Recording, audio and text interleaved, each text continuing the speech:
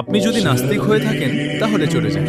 মহানবী সাল্লাল্লাহু আলাইহি ওয়াসাল্লাম প্রতিদিন যে পথ দিয়ে মসজিদে যেতেন, এক বৃদ্ধা মহিলা সেই পথে প্রতিদিন কাঁটা বিছিয়ে রাখতেন। উদ্দেশ্য ছিল নবীজিকে কষ্ট দেওয়া।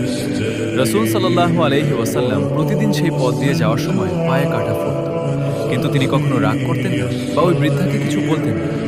তিনি নীরবে কাঁটা সরিয়ে নিজের পথে চলে যেতেন। একদিন নবীজি সাল্লাল্লাহু আলাইহি ওয়াসাল্লাম দেখলেন সেই পথে কোনো কাঁটা নেই, রাস্তা একদম পরিষ্কার। তিনি ভাবলেন, প্রতিদিন যে মহিলা এখানে কাঁটা বিছিয়ে রাখেন, আজ কেন রাখলেন না? নিশ্চয়ই তার কোনো বিপদ হয়েছে। নবীজি সাল্লাল্লাহু আলাইহি ওয়াসাল্লাম খোঁজ নিয়ে বৃদ্ধার বাড়িতে গেলেন। গিয়ে দেখলেন বৃদ্ধা ভীষণ অসুস্থ হয়ে বিছানায় পড়ে আছে, সেবা করার মতো কেউ নেই। নবীজি সাল্লাল্লাহু আলাইহি ওয়াসাল্লাম একটুও বিরক্ত না হয়ে পরম মমতায় বৃদ্ধার সেবা করতে শুরু করলেন। তাকে পানি ও খাবার খাইয়ে দিলেন এবং তার ঘর পরিষ্কার করে দিলেন।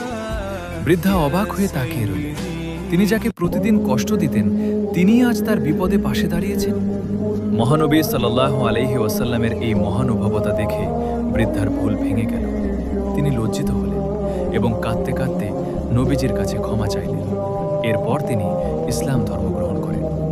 শিক্ষা: এই ঘটনা আমাদের শেখায় যে অন্যায়ের বদলা অন্যায় দিয়ে নয়, বরং ভালোবাসা ও ক্ষমা দিয়ে মানুষের মন জয় করা সম্ভব। নবীজি সাল্লাল্লাহু আলাইহি ওয়াসাল্লামের এই সুন্দর আচরণের শিক্ষা সবার মাঝে ছড়িয়ে দিতে এই ঘটনাটি শেয়ার করুন।